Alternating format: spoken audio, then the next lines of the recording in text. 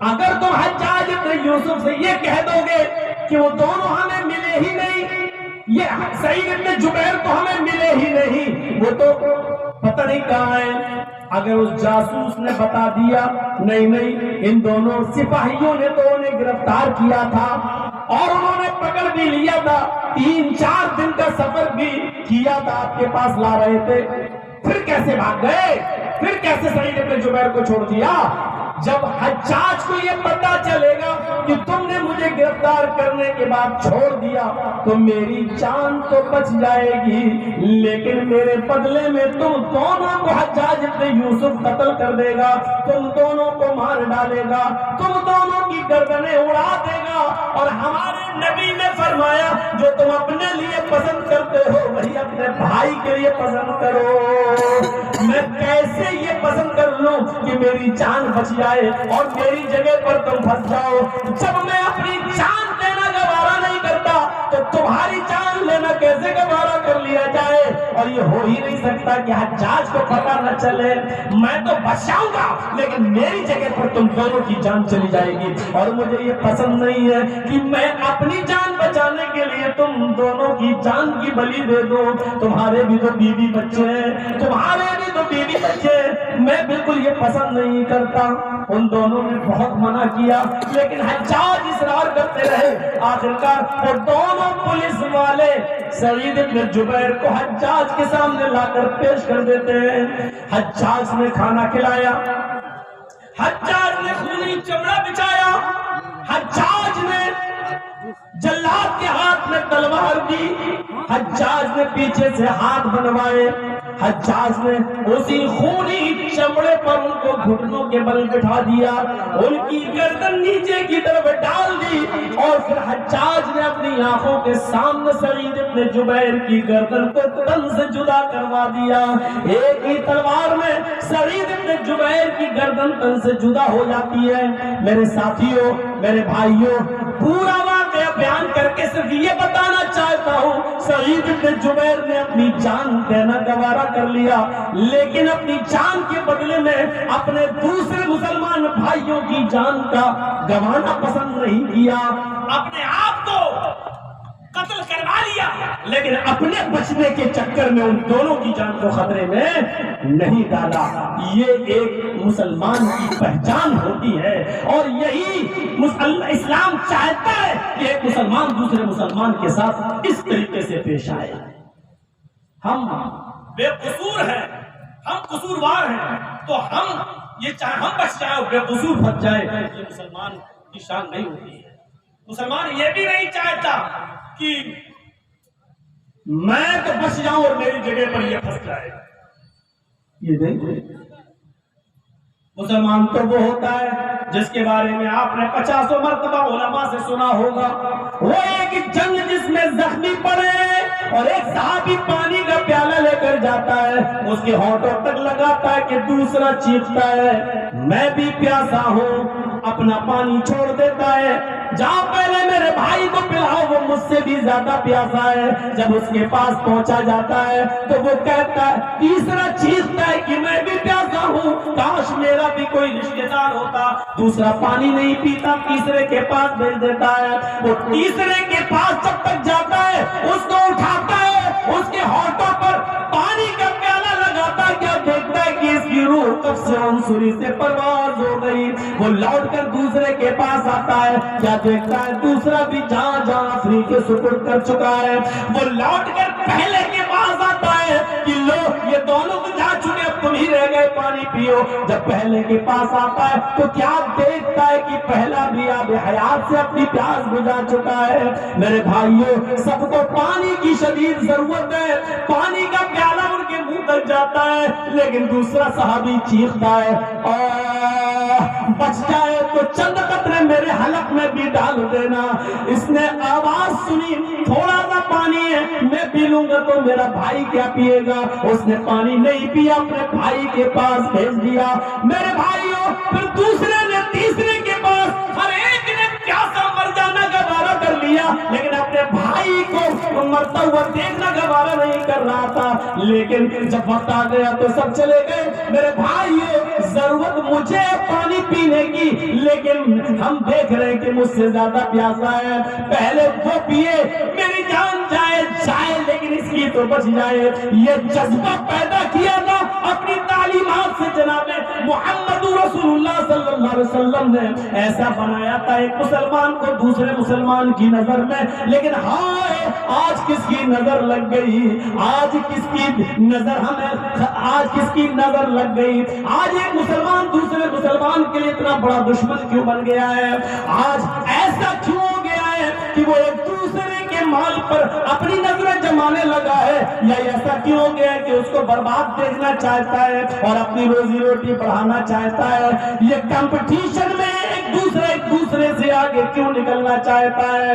میرے بھائیو، قرآن کہتا ہے مال و دولت میں تم ایک دوسرے سے آگے بڑھنے کی کوشش نہ کرو، بلکہ وَسَارِعُوا إِلَىٰ مَغْفِرَةٍ مِّن رَّبِّكُمْ وَجَنَّةٍ عَرْضُهَا السَّمَاوَاتُ وَالْأَرْضُ وَأُعِدَّتْ لِلْمُتَّقِينَ۔ نیکیوں کے کام میں آگے بڑھو، سارعوا إِلَىٰ مغفرۃ من ربکم، اپنے رب کی مغفرت کی طرف تم ایک دوسرے سے آگے بڑھو، اور اس جنت کی پانے کے لیے، اس جنت کو حاصل کرنے کے لیے ایک دوسرے سے آگے بڑھو۔ عرضها السماوات والارض، جس کی لمبائی و چوڑائی، جس کا طول و عرض زمین و آسمان کے برابر ہے، اعدت للمتقین، جو متقیوں کے لیے بنائی گئی، جو اللہ سے ڈرنے والوں کے لیے بنائی گئی۔ اللہ تو یہ کہہ رہا ہے جنت کی طرف آگے بڑھو، رب کی مغفرت کی طرف ایک دوسرے سے آگے بڑھو۔ ایک آدمی مسجد میں اذان ہو گئی پہنچتا ہے، کوشش کرو کہ تم اس سے بھی پہلے پہنچ جاؤ، اس میں آگے بڑھو۔ ایک آدمی کسی کو 100 روپے خیرات کرتا ہے، اس کو پتا بھی نہ چلے، اور تم 150 روپے خیرات کرو اور اس کو پتا بھی نہ چلے، علم بھی نہ ہو۔ یہ کام کر کے نیکیوں میں آگے بڑھو، اس میں آگے بڑھنے کا حکم دیا، اس میں نہیں دیا ہے کہ وہ آدمی اتنی بڑی بلڈنگ کا مالک ہے تو چلو ہم اس سے بھی زیادہ اپنی بلڈنگ بنا لیں۔ میرے بھائیوں، ایک صحابی ایسا نہیں ملے گا جس نے مال و دولت میں ایک دوسرے سے آگے بڑھنے کی کوشش کی ہو۔ بتاؤ، عثمان غنی کے پاس بہت دولت تھی، لیکن کبھی ابو بکر صدیق نے عثمان غنی سے آگے بڑھنے کی کوشش نہیں کی دولت میں، کبھی عمر فاروق نے حضرت عثمان سے آگے بڑھنے کی کوشش نہیں کی دولت میں۔ لیکن غزوہ تبوک کے موقع پر جب اللہ کے نبی نے فرمایا بہت ہی زیادہ سخت گرمی میں یہ غزوہ ہو رہا ہے، فصلیں پک کر تیار ہیں، پورے سال یہ فصلیں جب کٹیں گی اور بازار میں بکیں گی، اسی کی کمائی سے ہمارے پورے سال کی معیشت چلے گی، گزر بسر چلے گا۔ یہ غزوہ ایسے ماحول میں ہوا تھا کہ فصلیں پک کر تیار، لیکن حکم ہوتا ہے کہ غزوے کے لیے نکلو۔ ادھر پورے سال کی معیشت برباد ہو رہی ہے کہ یہ پھل کٹیں گے، کھجور بازار میں بکیں گے تو ہمارے پورے سال کی روزی روٹی آئے گی۔ میرے بھائی، حکم ہوتا ہے کہ غزوے کے لیے نکلو، اور سخت گرمی، زمین آگ کے انگارے، زمین آگ اگل رہی ہے، آسمان سے انگارے برس رہے ہیں، اور تقریباً 1200 کلومیٹر کا سفر، گھوڑوں کی ضرورت، اونٹوں کی ضرورت، سفر میں جانوروں کی اور کھچروں کی ضرورت، 1200 کلومیٹر کا لمبا سفر، اتنی دور اس غزوے کے لیے نکلنا ہے۔ میرے بھائیوں، ایسے موقع پر اللہ کے نبی فرماتے ہیں کہ جاؤ گھوڑے بھی لاؤ، سواریوں کی ضرورت ہے، اونٹوں کی بھی ضرورت ہے، کچھ مال و دولت کی بھی ضرورت ہے، جاؤ لے کر آؤ۔ تو جس کے پاس جو حیثیت نہیں لے آیا، اللہ کے نبی صلی اللہ علیہ وسلم کا جب یہ اعلان سنا کہ آج اس غزوے میں جو آدمی اپنی استطاعت کے مطابق مال خرچ کرے گا، اپنی دولت لٹائے گا، اللہ اس کو جنت دے گا۔ جہاں جنت کا نام سنا، اب اس جنت کو حاصل کرنے کے لیے صحابہ دوڑ پڑے۔ غور کرو، مال و دولت پانے کے لیے نہیں، گھر مکان میں آگے بڑھنے کے لیے نہیں، جب فرمایا کہ لاؤ آج تمہاری دولت کی، تمہارے تمہارے مال کی ضرورت ہے، اس غزوے میں جانے کے لیے اگر تم جنت چاہتے ہو تو اپنی حیثیت کے مطابق لاؤ۔ جب اعلان کیا تو سب دوڑ پڑے لانے کے لیے، ابو بکر بھی لائے، عمر فاروق بھی لائے، سب کا لایا ہوا مال ایک طرف رکھ دیا۔ آپ نے حضرت عمر فاروق سے پوچھا، اے عمر تم گھر سے کیا لائے؟ فرمایا یہ ہے۔ کہا اللہ کے نبی نے پھر گھر میں چھوڑا کیا؟ کہا اے اللہ کے نبی جب گھر میں گیا تو اپنے مال کا میں نے آدھا حصہ کیا، یعنی جو بھی گھر میں چیزیں تھی ان کو 2 حصوں میں تقسیم کیا۔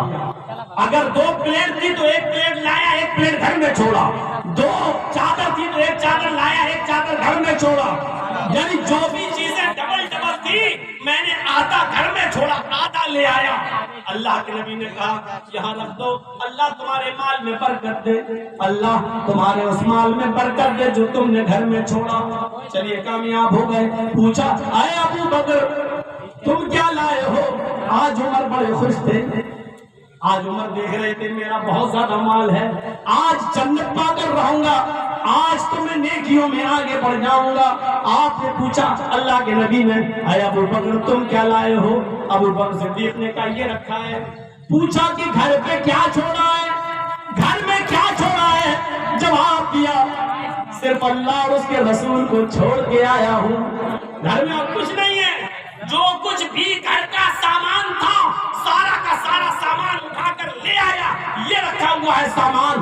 اللہ کے نبی صلی اللہ علیہ وسلم نے اس سامان کو دیکھا اور فرمایا گھر میں کچھ نہیں ہے؟ کہا نہیں، بس اللہ اور اس کے رسول کو چھوڑ کے آیا ہوں گھر میں۔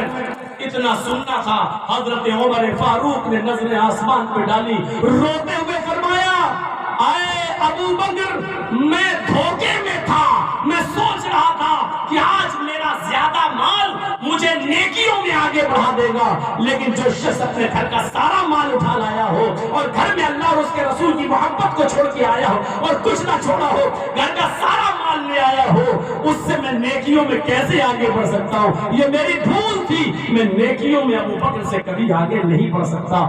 حضرت عمر فاروق کہہ رہے ہیں یعنی نیکیوں میں ایک دوسرے سے آگے بڑھنے کی کوشش کی جاتی تھی، مغفرت کی طرف آگے بڑھنے کی کوشش کی جاتی تھی، مال و دولت کی چاہت میں نہیں، گھر و مکان اور بلڈنگوں میں نہیں۔ یہاں تو عبادتیں بھی بڑی عجیب ہوتی ہیں۔ اگر ہم 10,000 کا بکرا لائے ہیں قربانی کے لیے تو ہم لا چکے ہیں، اب ہمارا پڑوسی ہم سے اچھا لانے کی کوشش کرے گا۔